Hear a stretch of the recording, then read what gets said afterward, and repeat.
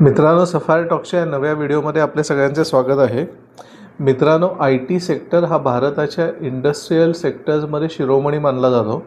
प्रत्येक नवीन इंजिनियरला, भले तो सिव्हिल इंजिनियर असो अथवा इलेक्ट्रिकल इंजिनियर असो, प्रत्येकाला IT सेक्टरमध्ये काम करायची इच्छा असते.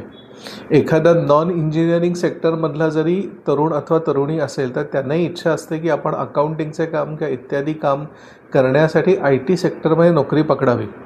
परंतु गेल्या आठवड्यामध्ये सर्वत्र बातमी पसरली होती की IT कंपन्यांचे जे शेअर्स आहेत ते भारी प्रमाणामध्ये निफ्टी स्टॉक एक्सचेंजवर कोसळले. तर या IT कंपन्यांचे स्टॉक कशामुळे कोसळले याचे विश्लेषण आपण या व्हिडिओमध्ये करणार आहोत.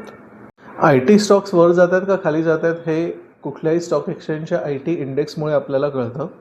निफ्टीचा IT इंडेक्स फेब्रुवारीच्या मध्यापर्यंत जवळजवळ 19% घसरला.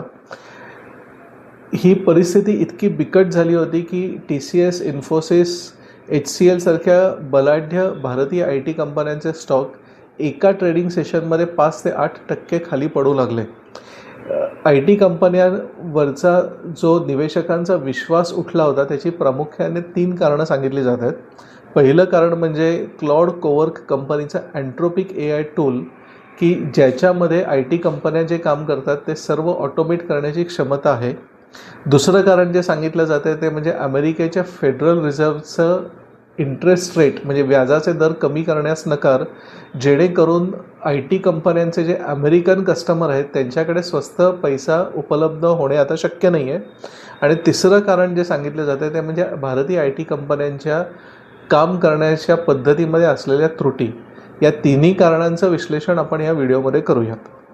IT कंपन्यांच्या शेअर्सच्या किमती कमी होण्याचं विश्लेषण करण्याच्या आधी पहिल्यांदा आपण बघूया की IT कंपन्यांचं शेअर व्हॅल्युएशन जे कमी झाले ते किती भयानक होते. एकट्या TCS कंपनीचे जवळजवळ 1,86,000 कोटी रुपयांनी फेब्रुवारीच्या पहिल्या 15 दिवसामध्ये शेअर व्हॅल्युएशन कमी झाले. तसेच ह्या दरम्यान इन्फोसिस कंपनीचे 1,00,000 कोटी रुपयांनी शेअर व्हॅल्युएशन कमी झाले.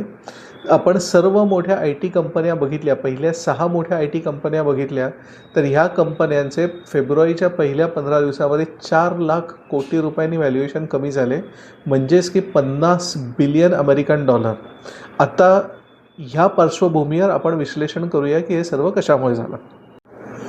जे 3 प्रमुख कारणं आहेत ज्याच्यामुळे भारतीय IT कंपन्यांचे शेअर्स कोसळले त्यातलं पहिलं प्रमुख कारण म्हणजे AI फोबिया, म्हणजेच की आर्टिफिशियल इंटेलिजन्सची अनाठायी भीती. जेव्हा क्लॉड कोवर्क कंपनीने त्यांचे अँट्रोपिक टूल जागतिक मार्केटमध्ये आणले तेव्हा बऱ्याच लोकांच्या लक्षात आले की या अँट्रोपिकमुळे जे आउटसोर्सिंगची कामं भारतीय IT कंपन्या करत होती ती आता सहजपणे AIच्या मदतीने निम्म्या किमतीमध्ये की निम्म्याहून कमी किमतीमध्ये आता करता येतील. दुसरं महत्त्वाचं कारण म्हणजे की इंडियन IT कंपन्यांचं आउटसोर्सिंगच्या पैशावर असलेली फार मोठी निर्भरता. आत्तापर्यंत गेले 20-25 वर्षामध्ये भारतामध्ये जो IT बूम झाला आहे त्याचं मॉडेल आपण समजा तपासलं तर ते अशा प्रकारचं होतं की मोठे प्रॉडक्ट डेव्हलपमेंट परदेशी कंपन्या करायच्या ज्यांचे IP राईट्स सगळे त्यांच्याकडे असायचे आणि त्या प्रॉडक्ट डेव्हलपमेंटमधला काही विशिष्ट भाग शब्दशः कवडी मोलाने ते भारतीय इंजिनियर्सकडनं भारताकडे आउटसोर्सिंग करून घ्यायच्या. हे मॉडेल गेले 20-25 वर्ष जरूर चाललं की ज्यामुळे भारतामध्ये बऱ्यापैकी सुबत्ता आली. परंतु हे मॉडेल आता पुढे किती चालेल ह्याबद्दल आता खरोखरच शंका आहे. ज्या प्रकारचे लो एंड जॉब आत्ता भारतीय लोक करत होते त्यातले बरेचसे जॉब अँट्रोपिक AI टूलमुळे किंवा दुसऱ्या कुठल्याही अन्य AI टूलमुळे आता ऑटोमेट होण्याची शक्यता दाट वर्तवली जाते आहे.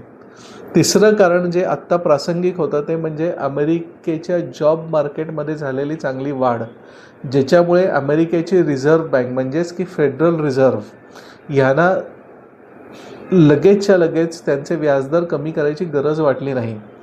जेव्हा अमेरिकेचे फेडरल रिझर्व्ह आपले व्याजदर कमी करते तेव्हा स्वस्त मुद्दल अमेरिकेच्या IT कंपन्यांना मिळते, ज्याच्यामुळे ते भारतामध्ये प्रोजेक्ट आणू शकतात.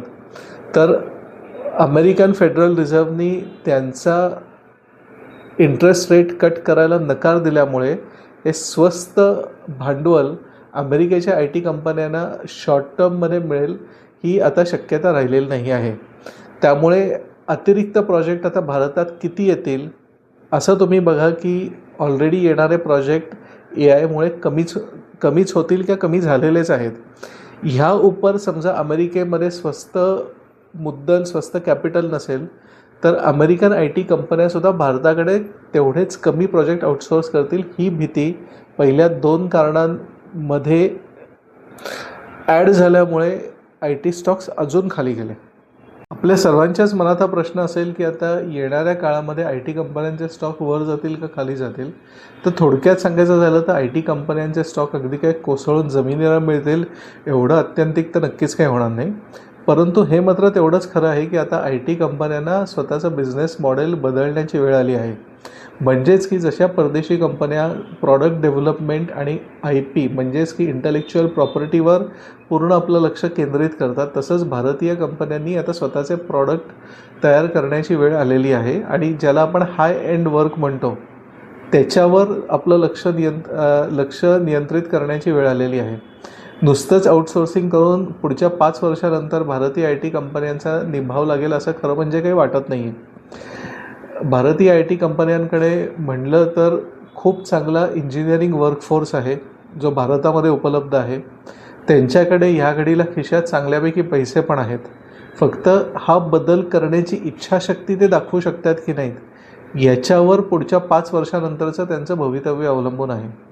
तर मित्रांनो, ह्या व्हिडिओमध्ये मी आपल्याला सांगण्याचा प्रयत्न केला की काय कारणांनी IT कंपन्यांचे स्टॉक गेल्या 5-10 दिवसामध्ये कोसळले आणि पुढे काय होण्याची संभावना आहे. आत्तापर्यंत तुम्ही माझा व्हिडिओ ह्या क्षणापर्यंत ऐकला असेल तर आणि व्हिडिओ तुम्हाला आवडला असेल तर व्हिडिओला जरूर लाईक करा, चॅनलला सबस्क्राईब करा. पुढच्या व्हिडिओपर्यंत निरोप घेतो. जय हिंद, जय भारत, वंदे मातरम.